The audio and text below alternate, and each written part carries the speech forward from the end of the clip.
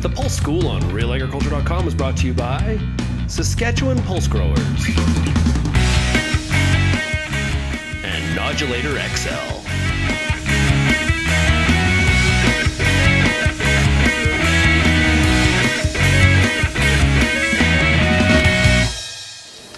Okay, joining us here on Real Agriculture now, we have Sherilyn Phelps, the Agronomy and Seed Program Manager with Sask Pulse, and we're talking Faba beans. Looking back on 2015, what are some of the things we learned with this crop in Western Canada, Sherilyn? Well, 2015, we saw a tripling of acres in Saskatchewan. So when you increase acres, there's definitely things that you gain more information on.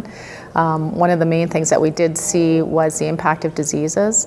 We did have a dry year starting in 2015 and thought that the risk for disease would be low, but there was some areas, specifically northeast Saskatchewan, where we did see the impact of the chocolate spot and more disease pressure than we originally thought. So there was some benefit from fungicide applications in some of the cases and definitely an impact on yields and quality. Okay.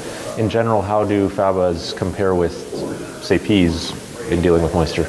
Or lack of moisture? With moisture, Faba beans are a moisture-loving pulse crop, so they like moisture. From what I understand with the Faba beans and some of the research that has been done, the early season lack of moisture isn't as problematic as the later season lack in moisture. However, in 2015, it was pretty much till the end of July before we had some rains. So I think there was definitely some impact early on the Faba beans. We saw some short statures. The other thing that we also had with Faba beans in 2015 was the effect of some of the hot summer temperatures.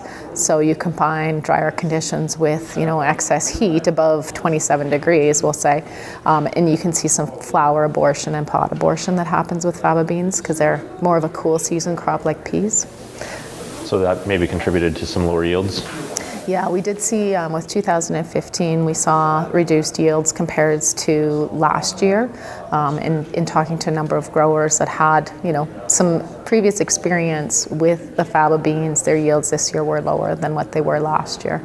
And another indication of the effect of the drier conditions early on is that typically under wetter conditions, the Faba beans will out-yield peas, and under drier conditions, peas will tend to out-yield the Faba beans. And the yields that we're seeing across the province, when you compare the Faba bean and pea yields in the same areas, the peas have been more consistently out-yielding the Fabas, which shows the effect of some of the drier conditions this year.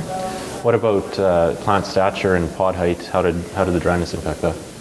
Well, with plant structure and height, we did see that the dry conditions led to lower plant stands, so they were shorter.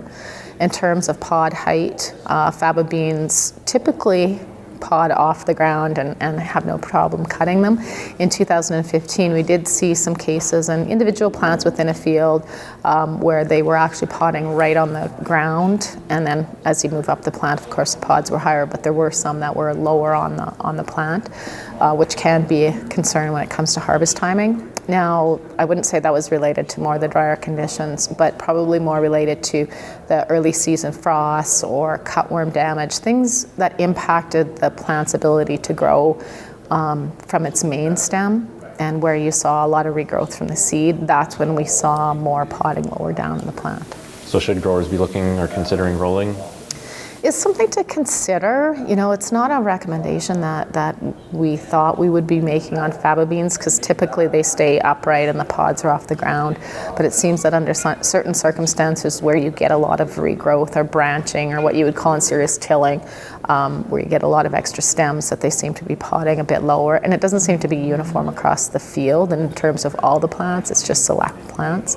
So until we have a better understanding of what's really impacting that and how consistently that's happening, rolling will have to be kind of a decision made by the grower himself. And if there's a lot of rocks in the field, they may want to look at rolling. But you typically don't have to go along the ground like you do with peas to pick Faba beans up. So you normally wouldn't be picking up the dirt lumps and stuff that you would with peas. All right. Thanks for your time, Sherilyn. You're welcome.